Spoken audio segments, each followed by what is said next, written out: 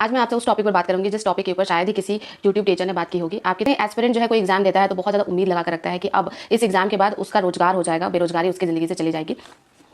तो फिर हमारे पास ऑप्शन क्या रह जाता है? हमारे पास ऑप्शन रह जाता है प्राइवेट स्कूल्स का, क्योंकि टीचिंग एग्जाम्स तो हर ईयर कंडक्ट कराए जाते नहीं हैं और ना ही हमें ऐसा एश्योरेंस दिया जाता है कि हर साल वैकेंसी आएगी तो हम हर साल इस एग्जाम के लिए लगे रहें और उस एग्जाम को क्वालिफाई कर लें। लास्ट में हमारे पास प्राइवेट स्कूल का ही ऑप्शन बचता है। और मैं अगर प्राइवेट स्कूल्स की बात करूँ तो एक तो वो सैलरी कम ऑफर करते हैं। ठीक है, चलिए सैलरी कम ऑफर करना भी बहुत ज़्यादा बुरी बात नहीं है, धीरे धीरे एक्सपीरियंस के साथ सैलरी बढ़ती है। लेकिन उनको अपने क्लास में एक टीचर नहीं चाहिए होता है, उनको अपने क्लास में एक अंग्रेज चाहिए होता है।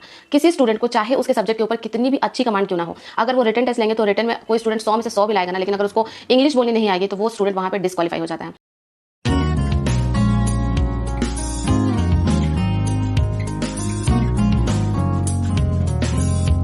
Hey viewers, welcome back to my channel 3 world. आज मैं आपसे उस टॉपिक पर बात करूंगी जिस टॉपिक के ऊपर शायद ही किसी यूट्यूब टीचर ने बात की होगी। आपकी तरह मैं भी एक टीचिंग एस्पिरेंट हूँ और जब केवीएस पेपर लीक की खबर आई थी तो उसे सुनकर आपकी तरह मैं भी डिमोटिवेट हुई थी। और अब सुनने में ये आ रहा है कि ये जो पेपर लीक का मामला था उसकी जाँच की जाएगी।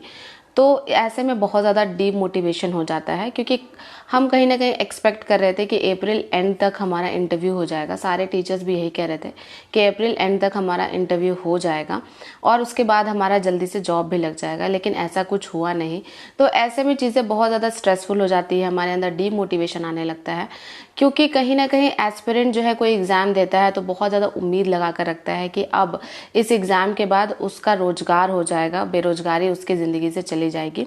और गवर्नमेंट हमारे इस बात को नहीं समझ पाती है, गवर्नमेंट हमारी तकलीफ को भी नहीं समझ सकती है, क्योंकि उसको पता ही नहीं है कि जब एक एस्पिरेंट तैयारी करता है तो उसके ऊपर कितना ज़्यादा स्ट्रेस होता है। वो सब कुछ छोड़कर सिर्फ अपनी तैयारी में लग जाता है। अगर मैं अपने कुछ यूट्यूब सब्सक्राइबर्स की बात करूँ तो कुछ लोग तो ऐसी हैं जो मुझे कमेंट करते हैं कि दी, हमारे 2 बच्चे हैं लेकिन उनको इग्नोर करके हमने केवीएस में बहुत पढ़ाई की और हमने इतना स्कोर किया है। और बहुत लोग तो ऐसे भी हैं जो अपने घर को छोड़कर कहीं और शिफ्ट हो गई और वहाँ जाकर पढ़ाई करने लग गई। तो ये सारी चीज़ें जो हैं एक स्ट्रेस का माहौल बनाती हैं एस्पिरेंट के ऊपर। और उसके बाद भी अगर रिजल्ट नहीं आता है, रिजल्ट में देरी होती है, तो हमें बहुत बुरा लगता है। कहीं ना कहीं हमें भी बहुत ज़्यादा मन करता है कि हम भी अपनी फैमिली के साथ एंजॉय करें, फ्रेंड्स के साथ एंजॉय करें, घूमने जाएं, पर ऐसा हम कर नहीं पाते हैं। अगर मैं अदर एग्ज़ाम्स की बात करूं, जैसे यूपीएससी, बीपीएससी, एसएससी या बैंकिंग एग्जाम्स की बात करूं, तो यहाँ पर जो स्टूडेंट्स एग्जाम देते हैं उनके अंदर कहीं ना कहीं मोटिवेशन बना हुआ रहता है, क्योंकि इसकी वैकेंसी जो है हर साल आती है। तो उनको ऐसा लगता है कि ठीक है, चलो इस साल नहीं हुआ तो नेक्स्ट ईयर हम कुछ ना कुछ कर लेंगे। लेकिन टीचिंग वैकेंसी की क्या, आप खुद देखिए कि केवीएस का एग्ज़ाम 4 सालों के बाद हुआ है और टीचिंग वैकेंसीज हर साल नहीं आती हैं। अगर मैं आपको झारखंड स्टेट की बात करूं तो झारखंड स्टेट बिहार से 2000 में अलग हुआ है, तो कुल मिलाकर झारखंड स्टेट को बने हुए 23 साल हो गए हैं। लेकिन यहाँ पर जेटेट का एग्ज़ाम अभी तक केवल 2 बार लिया गया है। सोचिए, 23 सालों में केवल 2 बार जेटेट का एग्ज़ाम। और मुझे पता है कि और भी जो एग्ज़ाम्स है, स्टेट एग्ज़ाम्स है, सबकी हालत यही है, क्योंकि सारे स्टेट कहीं ना कहीं टीचिंग एग्ज़ाम्स को बहुत ज़्यादा लाइटली लेते हैं, हर साल वैकेंसी नहीं निकालते हैं। और टीचिंग एग्ज़ाम्स के साथ ऐसा होता भी है कि हर साल इसकी वैकेंसी नहीं आती है। तो ऐसे में एक टीचिंग एस्पिरेंट जो है वो बहुत ज़्यादा डीमोटिवेट हो जाता है, उसको लगता है कि अब आगे हम क्या कर सकते हैं। फिर हमारे पास ऑप्शन क्या रह जाता है? हमारे पास ऑप्शन रह जाता है प्राइवेट स्कूल्स का, क्योंकि टीचिंग एग्ज़ाम्स तो हर ईयर कंडक्ट कराए जाते नहीं हैं और ना ही हमें ऐसा एश्योरेंस दिया जाता है कि हर साल वैकेंसी आएगी तो हम हर साल इस एग्ज़ाम के लिए लगे रहें और उस एग्ज़ाम को क्वालिफाई कर लें। लास्ट में हमारे पास प्राइवेट स्कूल का ही ऑप्शन बचता है। और मैं अगर प्राइवेट स्कूल्स की बात करूँ तो एक तो वो सैलरी कम ऑफर करते हैं। ठीक है, चलिए सैलरी कम ऑफर करना भी बहुत ज़्यादा बुरी बात नहीं है, धीरे धीरे एक्सपीरियंस के साथ सैलरी बढ़ती ही है। लेकिन उनको अपने क्लास में एक टीचर नहीं चाहिए होता है, उनको अपने क्लास में एक अंग्रेज चाहिए होता है। किसी स्टूडेंट को चाहे उसके सब्जेक्ट के ऊपर कितनी भी अच्छी कमांड क्यों ना हो, अगर वो रिटन टेस्ट लेंगे तो रिटन में कोई स्टूडेंट 100 में से 100 भी लाएगा ना, लेकिन अगर उसको इंग्लिश बोलनी नहीं आएगी तो वो स्टूडेंट वहाँ पे डिस्क्वालीफाई हो जाता है। क्योंकि आज का जो स्कूल है वो इंग्लिश पर इतना ज़्यादा फोकस करता है कि अगर कोई बुद्धू इंसान, उसको केवल इंग्लिश अच्छे से बोलने आती हो, भले उसे अपने सब्जेक्ट की नॉलेज ना हो, उसका सिलेक्शन हो जाता है। लेकिन एक ऐसा एस्पिरेंट जिसको अपने सब्जेक्ट की बहुत अच्छी नॉलेज है लेकिन उसे इंग्लिश बोलनी नहीं आती, तो उसका सिलेक्शन नहीं होता है। तो ऐसे में भी हमें बहुत ज़्यादा टेंशन होने लग जाती है।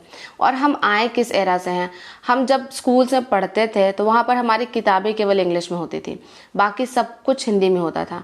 हमारे टाइम पे कोई स्टूडेंट सेंटर अप्रोच नहीं चलता था, हमारे टाइम पे तो टीचर सेंटर्ड अप्रोच था। हमें तो जो टीचर कहते थे वो हम करते थे। इंग्लिश स्पीकिंग की हमें प्रैक्टिस कराई नहीं जाती थी। सारे बुक्स हमारे इंग्लिश में होते थे, लेकिन हम बात हिंदी में करते थे। नतीजा क्या हुआ, ना तो हम हिंदी में अच्छे हैं ना हम इंग्लिश में अच्छे हैं।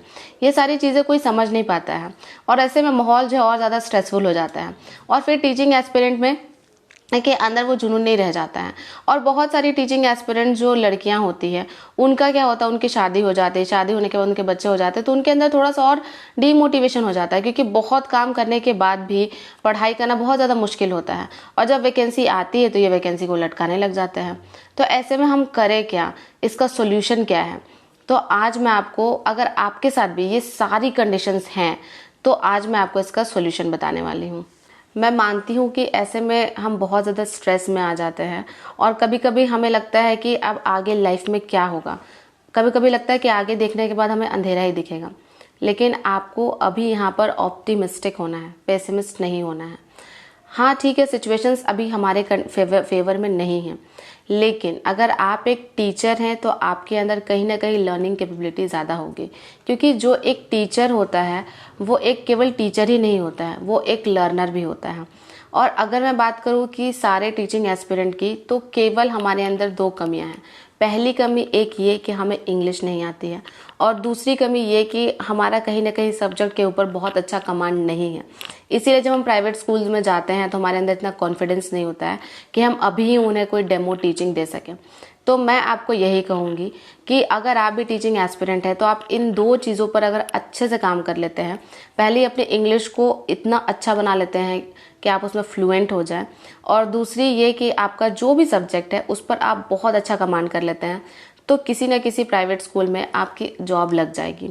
और देखिए, जो हमारे आसपास की प्राइवेट स्कूल्स हैं उसमें एजुकेशन बहुत अच्छा है, तभी तो हम अपने बच्चे को हम प्राइवेट स्कूल में भेजते हैं, हम गवर्नमेंट स्कूल में नहीं भेजते हैं। और वो जो प्राइवेट स्कूल हैं वो टीचर के बदौलत ही चल रहे हैं, तो क्यों ना हम भी बहुत अच्छे टीचर बने। और कहीं ना कहीं प्राइवेट स्कूल में इतनी भी अपॉर्चुनिटीज़ कम नहीं होती है। अगर हम अच्छा परफॉर्म करेंगे तो हमें अच्छा पेमेंट भी मिलेगा। तो ये तो हो गई पहली बात। दूसरी बात ये है कि अभी बहुत सारे स्टेट की वैकेंसीज आएंगी, क्योंकि नेक्स्ट ईयर है हमारा चुनाव, और चुनाव से पहले टीचिंग वैकेंसीज आती ही आती है। और आप यकीन मानिए कि अगर आप इस साल को अपना बर्बाद कर देते हैं तो फिर नेक्स्ट टीचिंग वैकेंसी जो है वो 5 साल के बाद आएगी, नेक्स्ट इलेक्शन के टाइम पे।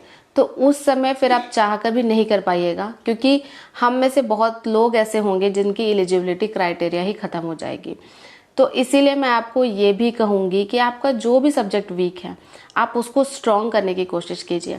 जैसे अगर मैं कल की बात करूं तो कल ही बिहार टीचिंग वैकेंसीज के बारे में कुछ न्यूज़ आई हैं कि अभी यहाँ पर टीचिंग वैकेंसीज रिलीज होने वाली हैं। अगर मैं बिहार की बात करूं तो कल ही बहुत सारी ऐसी न्यूज़ आई हैं जिसमें ये बताया गया है कि बिहार में वैकेंसीज रिलीज होने वाली हैं।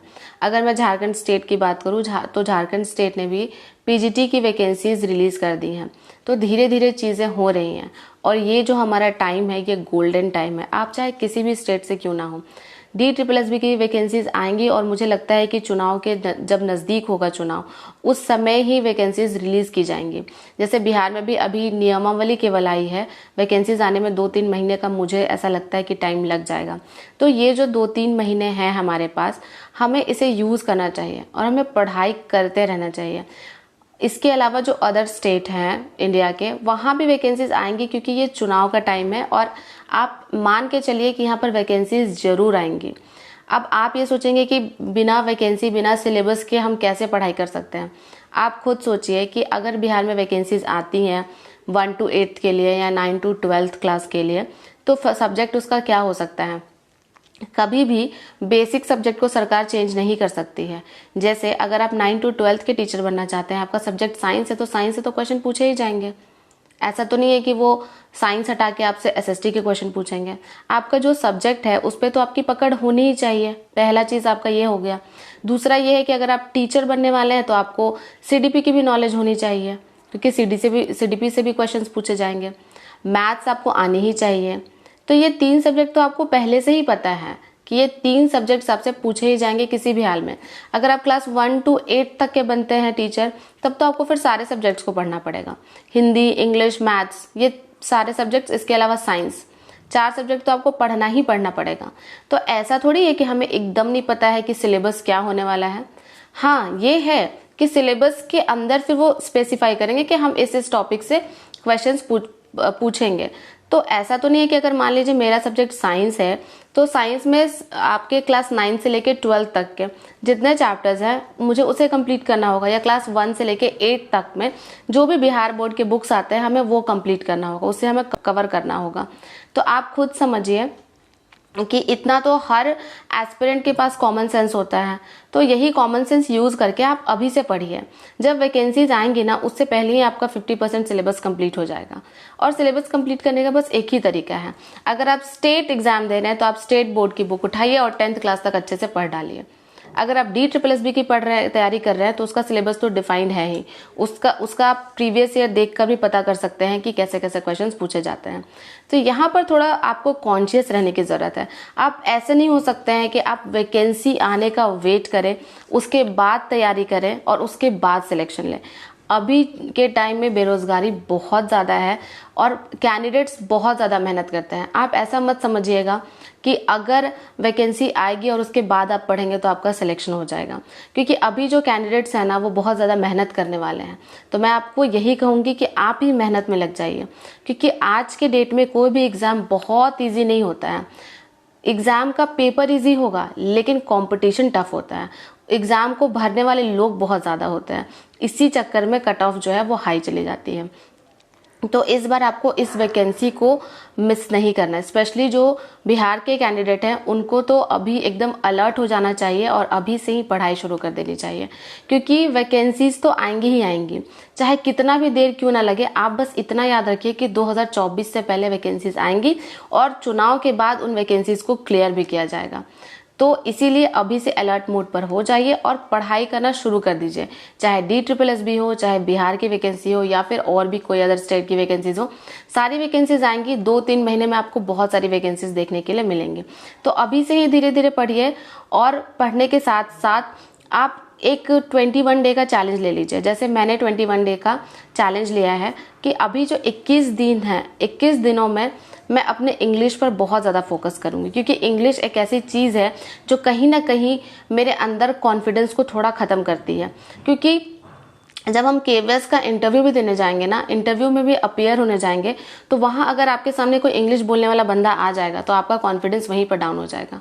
तो इसीलिए अपने कॉन्फिडेंस को आपको डाउन नहीं होने देना है।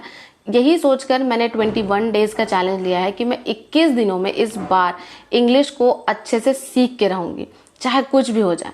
तो आप भी 21 दिन का चैलेंज ले सकते हैं। आपका जो सब्जेक्ट वीक है, जैसे मैंने इंग्लिश चूज किया है, आप मैथ्स ले सकते हैं। अगर किसी का मैथ्स वीक है तो आप 21 डेज का चैलेंज लीजिए कि आप हर दिन 4 घंटे मैथ्स पढ़ेंगे, 2 घंटा सुबह में, 2 घंटा शाम में। तो ऐसे करके आप किसी भी सब्जेक्ट को उठा सकते हैं। हाँ, अगर आपको ऐसा लगता है कि आपका वेट बहुत ज़्यादा बढ़ गया तो आप उसके लिए भी 21 डेज का चैलेंज ले सकते हैं। लेकिन मैं आपको यही कहूँगी कि आप चैलेंज लीजिए, क्योंकि जब हम चैलेंजेस लेकर पढ़ते हैं ना तो हम ज़्यादा फोकस होकर पढ़ते हैं। तो मैंने 21 डे का चैलेंज लिया है कि मैं अपने इंग्लिश पर 21 दिनों में कमांड कर लूँगी। तो आप कौन सा सब्जेक्ट चूज कर रहे हैं पढ़ने के लिए 21 दिनों के लिए, और क्या आप ये 21 डेज का चैलेंज मेरे साथ एक्सेप्ट कर रहे हैं? अगर हाँ तो कमेंट बॉक्स में आई एम रेडी लिखकर ज़रूर कमेंट करिएगा। मैंने 21 दिनों का चैलेंज इसलिए लिया है क्योंकि 21 दिनों में हमारी कोई भी हैबिट परमानेंट हो जाती है। तो क्यों ना, अगर आपको कोई हैबिट डेवलप करनी है तो आप भी मेरे साथ ये 21 डेज का चैलेंज लें। देखिए, अगर आपको सुबह नहीं उठ पाते हैं तो आप ये भी चैलेंज ले सकते हैं कि आपको 21 दिनों तक हर दिन सुबह 5 बजे उठकर पढ़ाई करनी है। आप अपनी लाइफ में जो भी चेंज देखना चाहते हैं आपको वो 21 दिनों तक फॉलो करना है। जैसे आज 11 अप्रैल है, तो आपको अप्रैल में ही आपकी जो भी बैड हैबिट्स हैं उसको ख़त्म करने का आपको आज एक ओथ लेना होगा कि 21 दिनों में जो भी मेरी बैड हैबिट्स हैं उनको मैं ख़त्म करूँगी और 1 मई से हम न्यू स्टार्ट लेंगे। 1 मई से आपको अपनी लाइफ में बहुत पॉजिटिव चेंजेस देखने को मिलेंगे।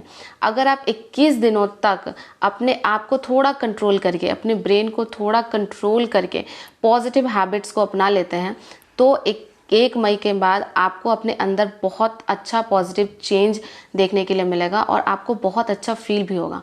आप पहले से ज़्यादा कॉन्फिडेंट होंगे और पहले से ज़्यादा एनर्जाइज, और आपके अंदर एक अलग तरह का मोटिवेशन होगा। तो मेरी प्रॉब्लम इंग्लिश है, तो इंग्लिश को तो मैंने अपने ईगो पर ले लिया है। इस बार 1 मई को मैं जो वीडियो बनाऊंगी उसमें मैं आपसे बात करूंगी इंग्लिश में, और यही चैलेंज मैंने खुद को दिया है। तो अगर आप भी ऐसी कोई हैबिट अपनी डेवलप करना चाहते हैं तो मेरे साथ 21 दिनों का चैलेंज ज़रूर लीजिए। अगर आप इस चैलेंज को एक्सेप्ट करते हैं तो कमेंट बॉक्स में आई एम रेडी लिखकर ज़रूर कमेंट कीजिएगा। और हाँ, अगर वीडियो अच्छी लगी हो तो वीडियो को लाइक कर दीजिए, चैनल पर नए हैं तो चैनल को सब्सक्राइब कर दीजिए। इसी तरह के मोटिवेशनल वीडियोस के साथ आपसे मिलती रहूँगी, आपका हौसला बढ़ाती रहूँगी। मिलते हैं नेक्स्ट वीडियो में।